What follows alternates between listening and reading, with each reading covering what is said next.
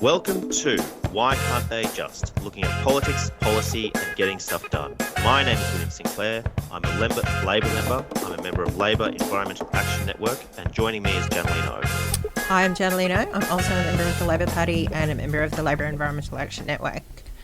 And before we start, I would like to acknowledge that Will and I are both recording on traditional lands of First Nations people of Australia, and we would like to extend our respects to the elders past and present of the lands on which we are respectively recording, and also extend those respects to other First Nations people who might be listening.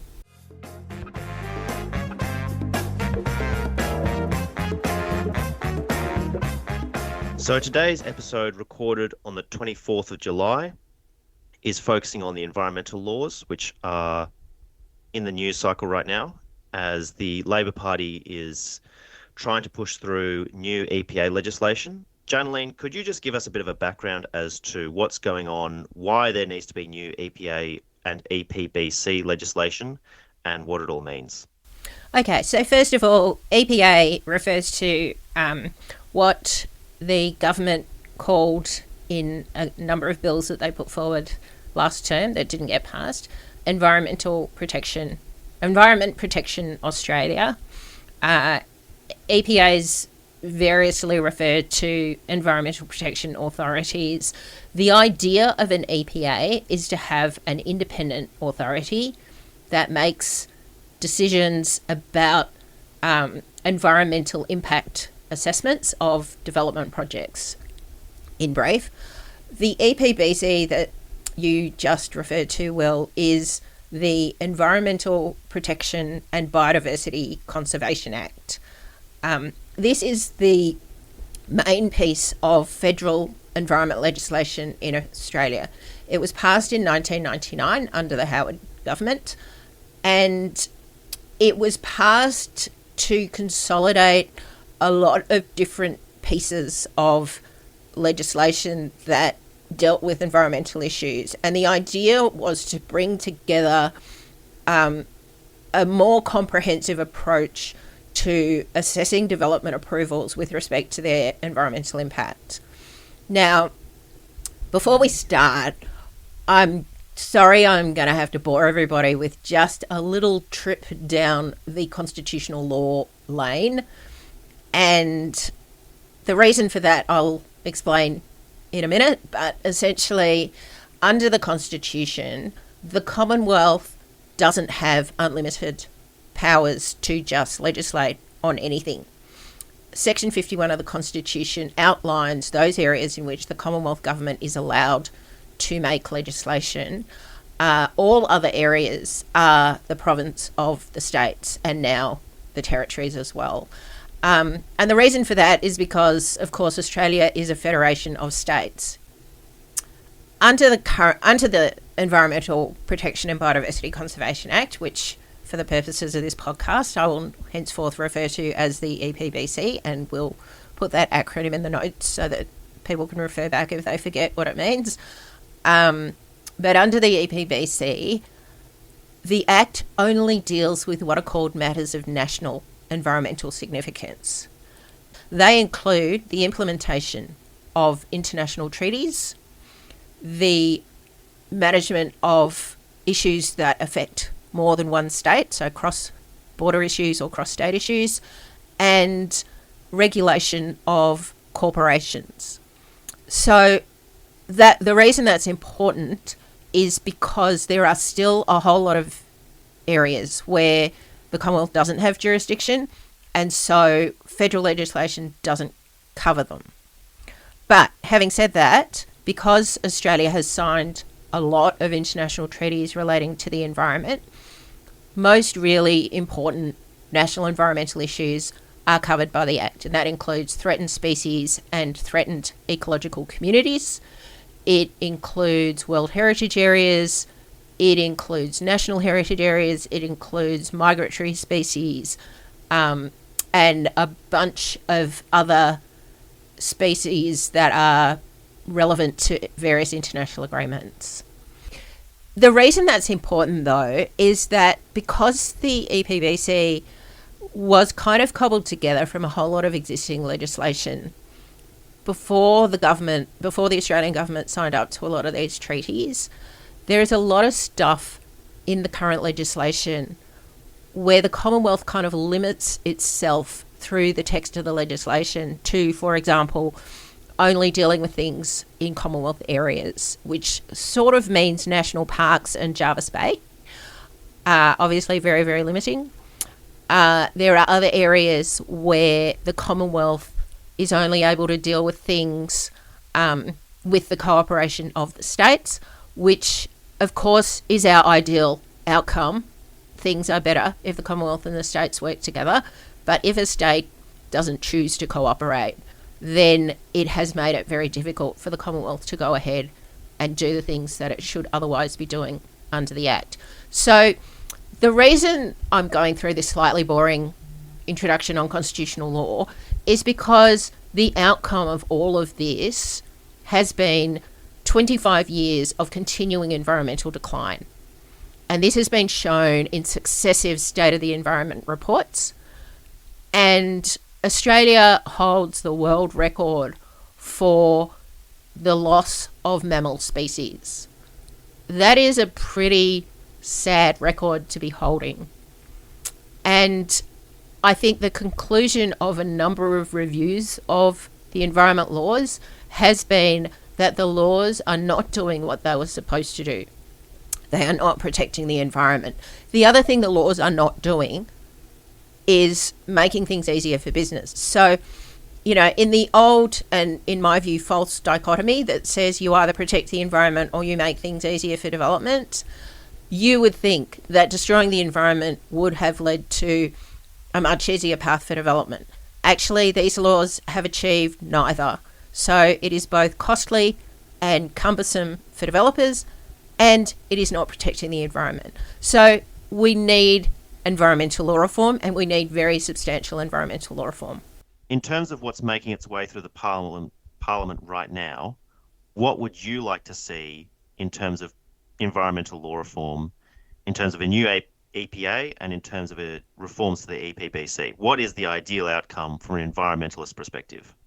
Lean has been campaigning for many, many years for a proper environmental law reform, right? And among the elements that we've been looking for have been an independent environmental regulator. And the reason that's important is because under the current laws, essentially the minister has an incredible amount of discretion. One of the consequences of that is that powerful lobbyists who want to get a project through regardless of environmental consequence are able to get political intervention to make that happen. So this came clear a few years ago when it emerged that the owner of a farming property in New South Wales, which was clearing some threatened grassland that should have been regulated by the environment laws, was the brother of a senior Liberal Party minister then in government, and had lobbied the Environment Minister to essentially allow the clearance of this grassland, even though it should normally not have been allowed. Now, those sorts of things undermine trust, they destroy the environment, but they also make it difficult for other businesses which are not so well connected to get a fair hearing. So I think one of the things that we are hoping is that if we have an independent environmental regulator, it makes that political interference a lot harder to carry out. The second thing that we really want, which is also very, very important, is not just to have an independent regulator, but also to have really, really clear rules for decision making and for assessment that the independent regulator has to follow. And the reason we want really clear rules is, again, to reduce the scope of discretion and to ensure that businesses know what is required of them in order to get an approval. And also that businesses know what will not be approved. So the really clear rules will help the environment, but they will also provide more efficient pathways for businesses. Because if you know what you have to do in order to get an approval, you can focus your efforts on doing those things. And so you don't get into these very costly delays and processes where businesses aren't quite sure what they need to do, so they do certain things, and then the government says, oh no, you needed to do this other thing. Or so it's created a very, very cumbersome, inefficient process. So having clear rules, an independent regulator, and hopefully efficient decision making should make it less costly and easier for business. Well, I think what I should probably say as well is that there is nothing going through the Parliament at the moment. So what happened in the previous term was the government issued a policy paper at the end of 2022, which was called the Nature Positive Plan. And in that paper, they basically accepted the recommendations of the last major review of the environment laws, which was conducted by Professor Graham Samuel in 2020 for the previous Environment Minister, so for the Liberal Environment Minister, Susan Lee, who is now the Leader of the Opposition. And they looked at those recommendations. The Nature Positive Plan essentially adopts a lot of those recommendations, and the key thing that it adopts is outcomes-focused national environmental standards. And the argument that Samuel made was that the current Act is very process-driven. So it's all about the different hoops you have to jump through in order to progress your development approval. It doesn't look at what are the environmental outcomes that need to be achieved in order for an approval to go ahead. So hence the terrible decline in the environment, because if everybody's focused on the process and they're not focused on the environmental outcomes, you're going to get bad outcomes, basically. So that was one of the key planks of it. Another key plank, which was not recommended in the Samuel Review, but which has been part of Labor Party policy since 2018, thanks to the efforts of Lean, is a commitment to an independent environmental regulator. Another really, really important part of this that, again, Lean has been working for years and years to achieve is to have an independent data agency. Now, why is this important? Because obviously you cannot save what you do not know is there. So one of the really big missing pieces of environmental management at a federal level over many, many years is just a lack of data. So we are hoping that if we can have a really good independent data agency that is empowered to collect data from all of the different parts of the country where data is being collected. So there are a lot of research institutions, state agencies, private companies, and universities that are collecting different bits of environmental data.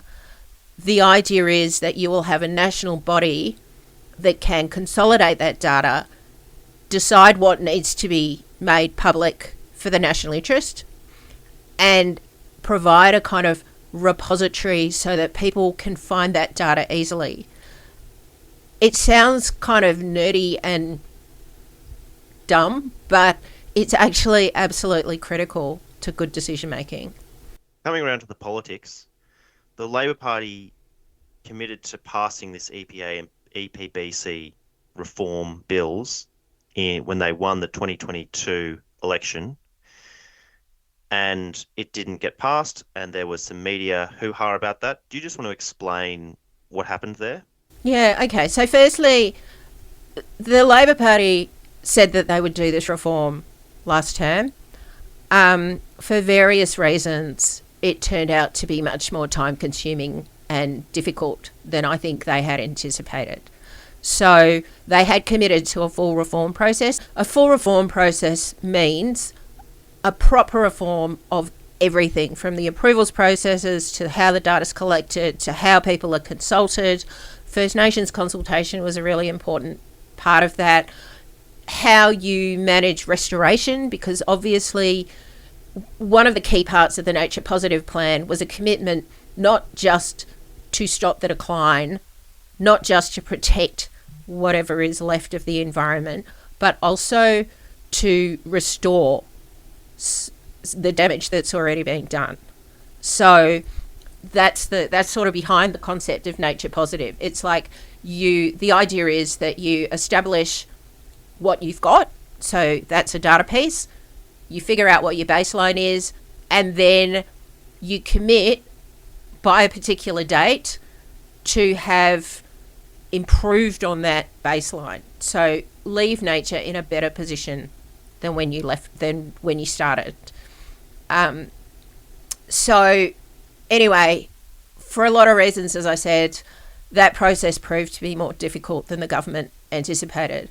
So in about April last year, the Environment Minister, Tanya Plibersek, had commissioned a review into how various biodiversity protections had been going, and found, to nobody's real surprise, that it was terrible, that land clearing in particular was creating a massive toll on Australia's biodiversity. And so she decided to split off part of the reform and deliver what was in the 2022 election commitment, which was an independent environmental regulator, which she called Environment Protection Australia, and an independent data agency, which she called Environment Information Australia. She didn't include in that the wholesale reform of the approval processes. So essentially it would have set up an independent regulator to implement the current laws. The other really important part of what was in her bills was some amendments to the compliance mechanisms. And what it did was it increased penalties very, very substantially for environmental harm. And it also gave the minister power to conduct audits of projects that were found to have a bigger impact on matters of national environmental significance than had been previously anticipated. And that would have been regardless of its approval status. So if a project had been approved, but it was having a bigger impact than had been anticipated when that approval was given, the minister would have had powers to look into that and potentially to impose conditions or even shut something down. That was actually a really important measure to try to deal with stuff after the fact. And then the promise was, if they passed that last term and then got re-elected, they would finish the reform. So then they would do what they called the third tranche of the reform. And that was going to look at those sort of bigger issues about how approvals are done and how people get consulted and, you know, the relationships with the states and territories and so on. If Tanya put forward these EPA bills and amendments and EPBC reforms, why didn't they pass the Senate? So I think there was a view within the environment movement and amongst the crossbench that this wasn't really enough, that Labor had promised a wholesale reform and this was really just a bit of reform. Coming around to the Greens, in the midst of all this environmental jostling, the Greens said that they wanted an end to native forest logging. So in the theme of our podcast, why can't Labor just end native forest logging? There is a technical reason that you couldn't do it through the environmental law reform. There is a political reason you wouldn't do it through the environmental law reform. And there is an actual social impact reason that you wouldn't just ban native forest logging. So the technical reason is that the regional forestry agreements are exempted from the environment law, but they are governed by a specific act which falls under the forestry portfolio. So if you want to ban native forest logging, it's not actually the Environment Minister's responsibility to manage those forestry agreements. That goes under a completely different portfolio. Now, obviously, you could argue, well, they're the government, they're a whole government, surely they can manage that. But I guess what I'm saying is that in this specific context of the environment laws, didn't make sense to chuck it in at this point. That should have been a separate, broader argument with the government over the forestry laws. The Greens said, we'll only pass this if firstly you include a climate trigger. So, in other words, a mechanism to consider the climate impacts of a project with a view to implementing their policy call to stop new coal and gas. And secondly, we want an end to native forest logging. Labor said no, neither of those are on the table. We won't deal with a climate trigger in these laws. We are dealing with the greenhouse gas emissions from coal and gas projects through the safeguard mechanism, which is under the climate laws. And for people who want to know my views on the climate trigger, I will refer you to our second episode, which is specifically all about this. But in brief, we in Lean also looked at a climate trigger and concluded that it would be very, very difficult to craft a meaningful one that would actually reduce global emissions. So encourage you all to listen to episode 2. On native forest logging, this is a very complicated issue. So at the moment, native forest logging is not considered under the environment laws because there is a specific exemption for what are called regional forestry agreements. And these are agreements that the Commonwealth has struck with individual states, whereby the states undertake to do all of the relevant environmental assessments within their state as it pertains to native forest logging. Now, the evidence would show that the state's management of the environmental protection parts of that have been woefully inadequate. There is a political reason you wouldn't do it through the environmental law reform, and there is an actual social impact reason that you wouldn't just ban native forest logging. The political reason is that Labor is the party of the workers, right? Labor is a party that was born of organised labour in its struggle against capital. Just shutting down native forest logging is not reasonable for the Labor Party to do unless you can deal with that issue of what happens to those workers and communities. This is what Labor did with the coal communities when it went full on in support of the climate transition. It went to those communities and it said, we can find alternative ways for you to have a sustainable economic future with good unionised jobs in good industries but powered by renewable energy instead of coal. And this was about renewables-based manufacturing. It was about replacing fossil fuel power generation with renewable power generation. But it was a commitment from the government to those communities that we have you firmly in our sights. We are going to centre this transition around your interests and your need to have a future for yourself, your family and your community. Labor has not yet done that for forestry workers and forestry communities. And Labor, in our view, well, in my view, needs to do that. And that was kind of the guts of the Lean campaign to the 2023 National Conference, where we argued for a proper forest policy that would look at how we manage our forests for conservation, taking into account the biodiversity and carbon values, and not just see our forests as a source of timber to be harvested, right? So it was about looking at the whole economic value of forests and also looking at how current forestry workers could be deployed in a management for conservation environment, in a high value manufacturing environment, creating new types of forestry industries in the way that the party has committed to creating new types of energy industries. Now, the party hasn't yet done that, and until they do that, I think there is a significant political impediment to banning native forest logging.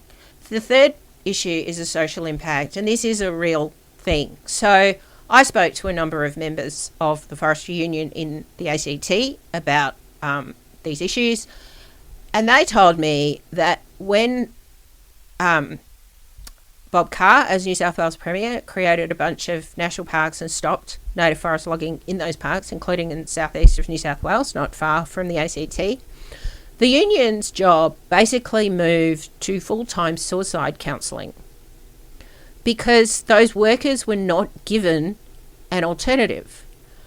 In Victoria, the Victorian government announced a couple of years ago an end to native forest logging.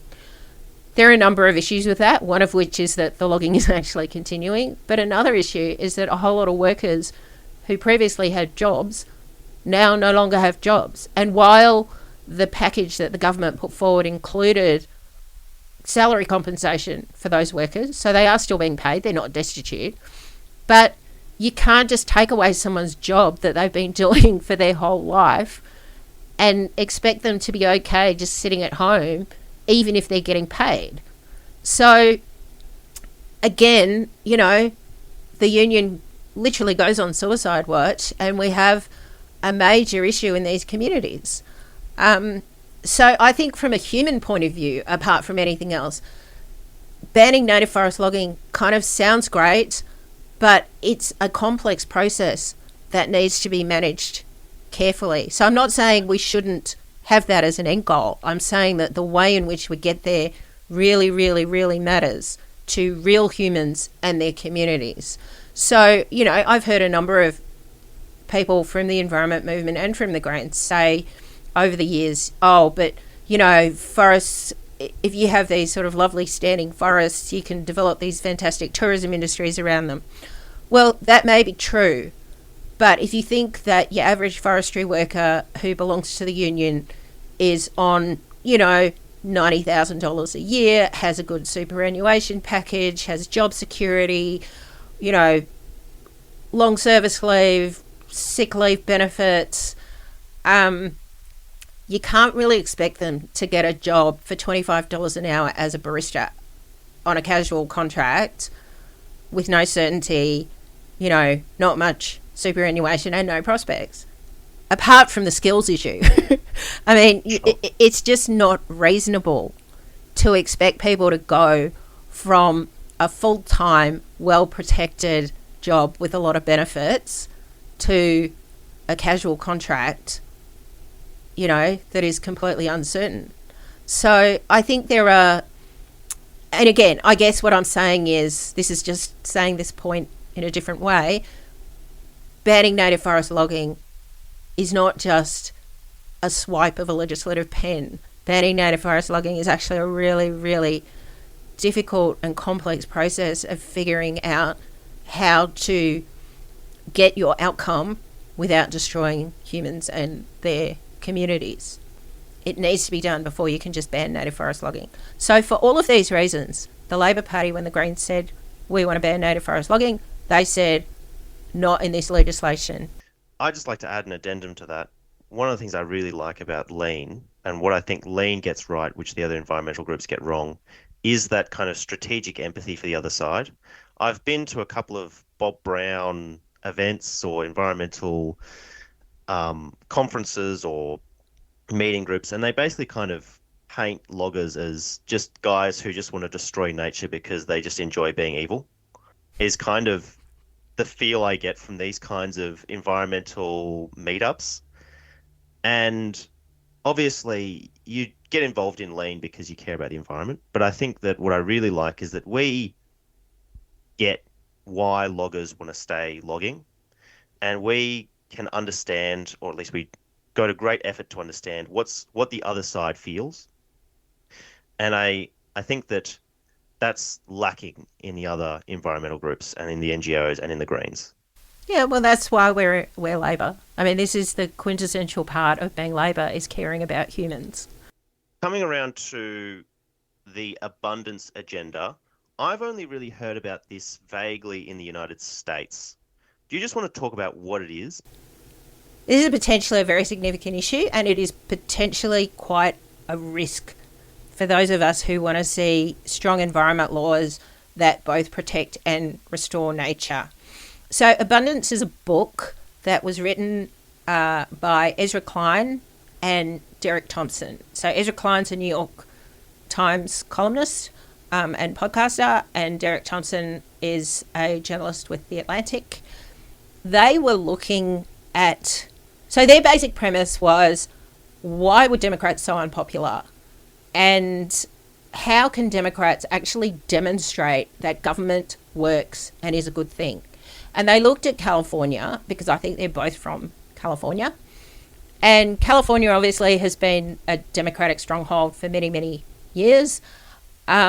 It has very, very strong social protections and environment laws, and it also has a genuinely terrible track record in delivering infrastructure and development, including clean energy, right? So part of this was driven by the absolute failure of democratic states to deliver the energy transition.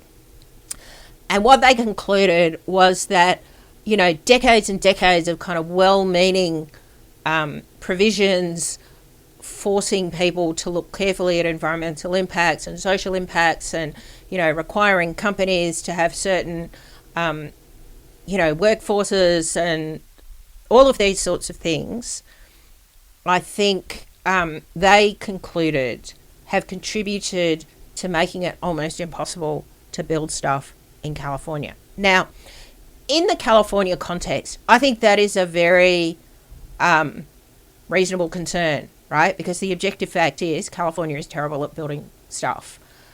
Having said that, some of the environmental and social justice issues that have been raised in the California context haven't really been about protecting the environment or social justice. They've actually been about other things from particular interest groups. Some of it's been just the sort of classic not in my backyard phenomenon. Some of it has been, you know, other issues, right? So all of that is sort of being loaded up into environmental and social protection provisions. So basically what Klein and Thompson are saying is Democrats need to look really, really carefully at what they're trying to deliver and how they can actually deliver it and actually streamline processes so that it is possible to deliver them. Now, this is a very reasonable proposition. However, in the Australian context, it is not the same. The Environment Protection and Biodiversity Conservation Act is disastrous for business as well as the environment, not because it has too much environmental protection. It actually doesn't have enough environmental protection. The problem with the EPBC is it lacks rules, it lacks clarity, it has way too much ministerial discretion, and it is just incredibly unwieldy. So the lesson that I hope the government will derive from, you know, this kind of this part of the debate is that government regulation needs to be smart and that it needs to be very, very laser focused. I'll say that again. And it needs to be laser focused on achieving its objectives. So if the objective is protection and restoration of nature, that needs to be upfront in the objects of the Act, and it needs to be very, very clear. And the Act needs to set standards so that business and decision makers understand what it means to protect and restore nature. So that's why you need the concept of unacceptable impacts. Unacceptable impacts should be impacts that if you think that is going to happen, you just don't do whatever you're going to do. You need strong environmental standards which say, okay, you've got an impact. It's not an unacceptable impact, but it's still an impact. How do we manage that? And the environment standards should be strong and clear and make it, you know, very apparent to both businesses and decision makers what needs to be done to meet those standards. You need to have a rules-based process so that to the extent that states and territories have a role in assessing or approving projects, they're doing it against these strong environmental standards, against these Commonwealth requirements that apply across the country, and they're doing it under Commonwealth supervision because the Commonwealth has power over matters of national environmental significance. It not only has the power, it has the responsibility to protect them. So these are all things that I think are really important. And the upside for business in all of this is that you should get a much better process.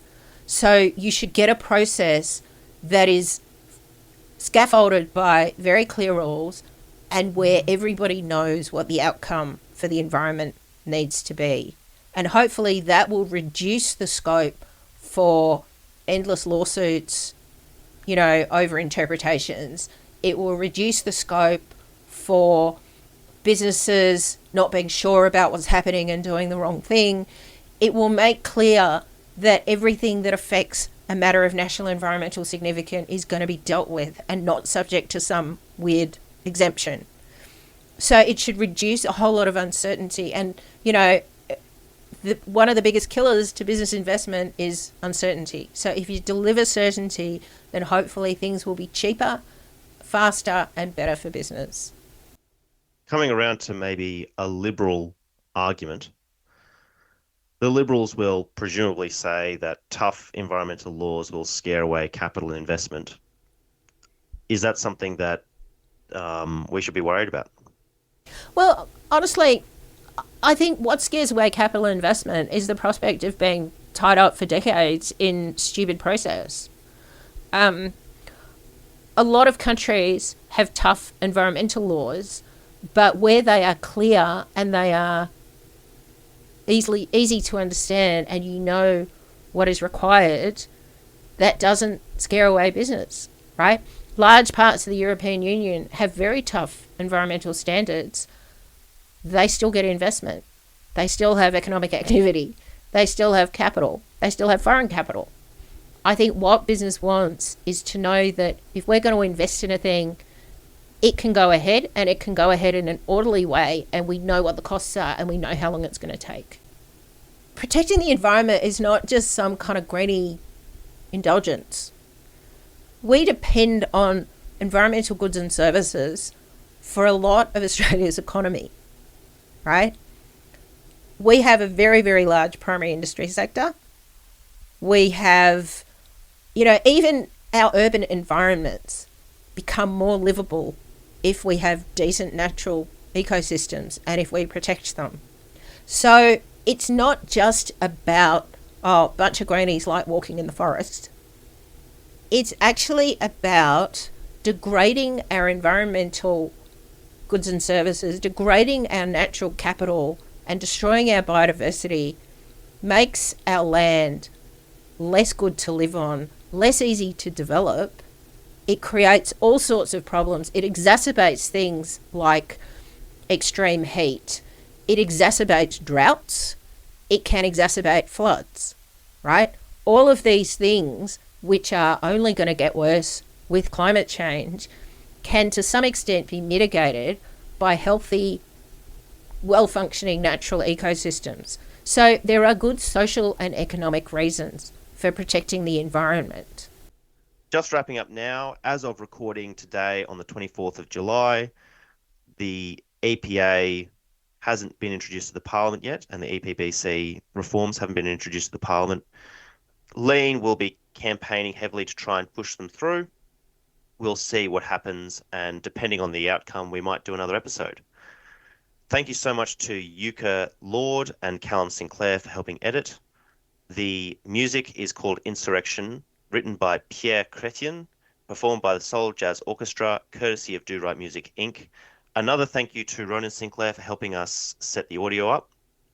My name is William Sinclair. My name is Janaline, and this is Why Can't They Just?